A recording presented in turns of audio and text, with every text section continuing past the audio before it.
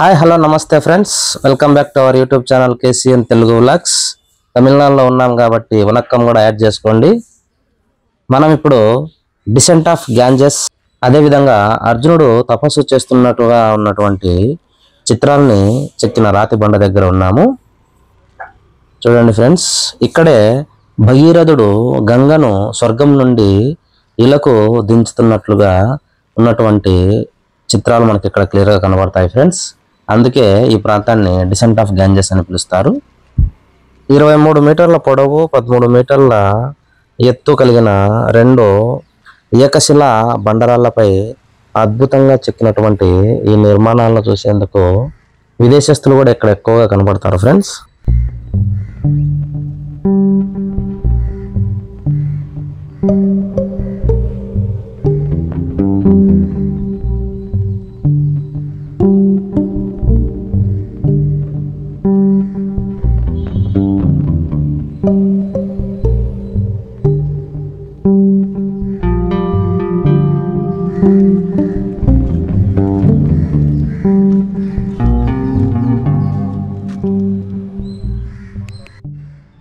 ఇది కృష్ణ మండపం ఫ్రెండ్స్.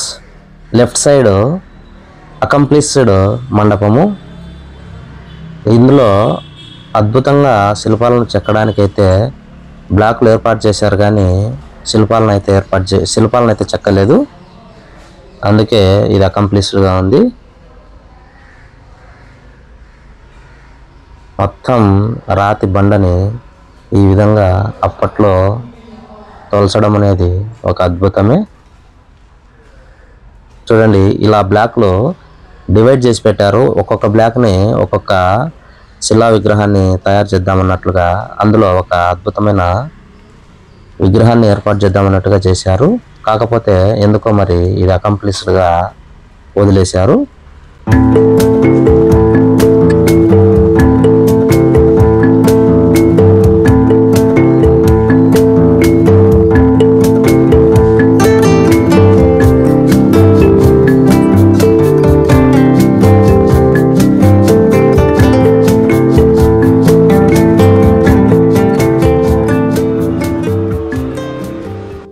ఇది కూడా కృష్ణ మండపమే ఫ్రెండ్స్. కాకపోతే ఇది రైట్ సైడ్ వింగ్. ఈ వింగ్లో కొన్ని అద్భుతమైన చిత్రాలు మనకు కనబడతాయి. చూడండి, ద్వాపర యుగంలో అప్పటి స్థితిగతుల్ని చూపించే విధంగా ఇక్కడి చిత్రాలు ఎంతో అద్భుతంగా ఉన్నాయి. ఆ కాలంలో వారు చేసే పనులు, అదేవిధంగా వాటికి మాలిమై ఉన్నటువంటి పశు సంపద క్లియర్గా కనపడుతుంది. చూడండి, పశువులను మేపడానికి తీసుకుపోతున్నటువంటి పశువుల కాపరి, అదేవిధంగా నెత్తిన బుట్ట పెట్టుకొని వీధి వ్యాపారానికి వెళ్తున్నటువంటి మహిళ, ఇంకో చోట కింద చూస్తే పాలు వెతుకుతున్నటువంటి వ్యక్తి మనకు క్లియర్గా కనపడతారు. అదేవిధంగా ఆనాటి వేషధారణ ఏ విధంగా ఉండేది అనేది కూడా క్లియర్గా చూపిస్తున్నారు. చూడండి, ఇక ఈ వైపు వస్తే ఇంద్రుడి నుండి గోకులాన్ని రక్షిస్తున్నటువంటి శ్రీకృష్ణుడు చూడండి, ఒంటి చేత్తో గోవర్ధనగిరిని ఎత్తి పట్టుకున్నట్లుగా మనకు క్లియర్గా చూపిస్తా ఉన్నారు ఇక్కడ.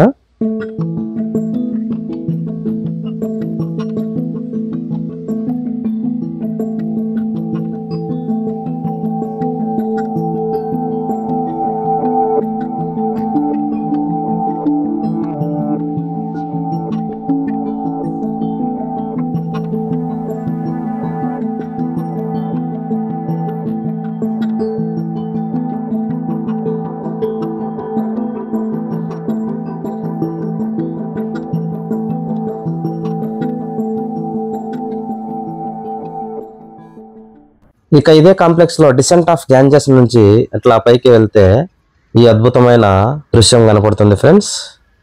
కృష్ణుడి వెన్నముద్ద. ఈ కృష్ణుడి వెన్నముద్దని తొలగించేందుకు అప్పట్లో రాజులు ఎంతో ప్రయత్నం చేసి వారి వల్ల కాక దాన్ని అలాగే వదిలేయడం జరిగిందంట. ఈ మాన్యుమెంట్ దగ్గరికి వచ్చిన ప్రతి వ్యక్తి చిటికెన వేలుతో ఆ వెన్నముద్దను పట్టుకున్నట్లుగా ఫోజులు ఇస్తూ వారి వారి ఆనందాలను వెలికిపుచ్చుతూ ఉన్నారు. కృష్ణాస్ బటర్ బాల్ నుంచి కొంచెం అట్లా పైకి వస్తే మనకి ఇక్కడ గణేష్ రథ అనే కనపడుతుంది ఫ్రెండ్స్. గణేశుడి రథము. ఇక్కడ ఉన్నవన్నీ ఏకశిల గుళ్ళేనండి. అద్భుతంగా చెక్కడం ఆనాటి శిల్పకారుల నైపుణ్యము. సముద్రపు ఒడ్డుకు దగ్గరలో ఇంత పెద్ద పెద్ద బండరాళ్ళు దొరకడం అనేది వాళ్లకు చాలా ఉపయుక్తమైనటువంటి అంశము.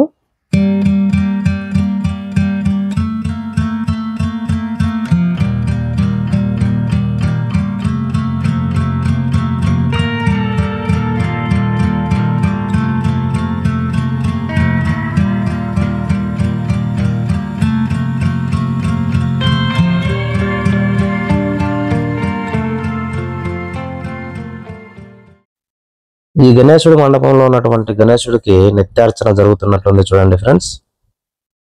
చూస్తే పసుపు కుంకుమ అదేవిధంగా దీపం వెలుగుతూ ఉంది. అంటే ఇప్పుడే పూజారి పూజ చేసి వెళ్ళిపోయినట్లుగా ఉంది.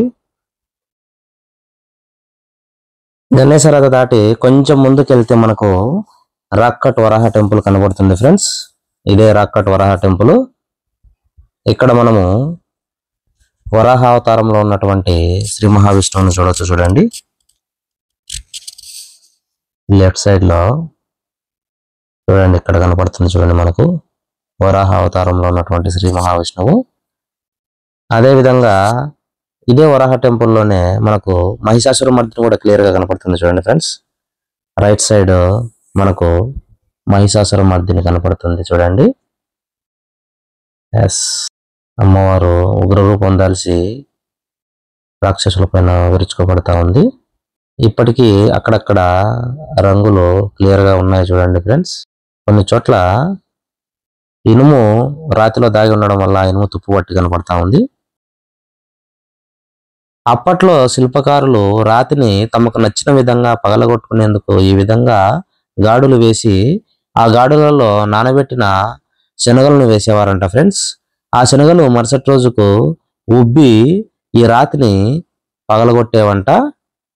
ఆ విధంగా ఆ శిల్పకారులు తమకు నచ్చిన ఆకారంలో రాళ్ళని పగలగొట్టి ఆ తర్వాత వాటిని శిల్పాలుగా మలిచేవారంట. చూడండి, ఇక్కడ ఎక్కడ చూసినా గానీ వారికి అవసరమైన దాన్ని ఉపయోగించుకునేందుకు ఈ విధంగా గాడులు కొట్టేశారు. ఇవి ఉపయోగపడలేదేమో, అందుకే అలాగా వదిలేయడం జరిగింది.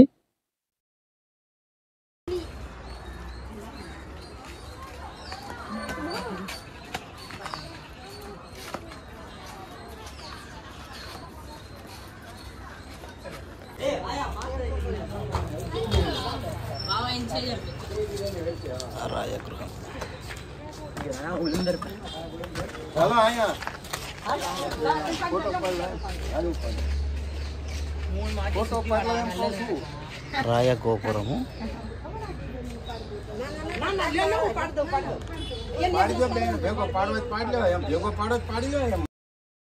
ద్రౌపదీస్ బాత్. ఇది వచ్చేసి ద్రౌపది గారి స్నానవాటిక ఫ్రెండ్స్. దాదాపు మెట్లే పెట్టారు పైకి ఎక్కేందుకు. ఇందులో ద్రౌపది వారు స్నానం చేసేవారంట.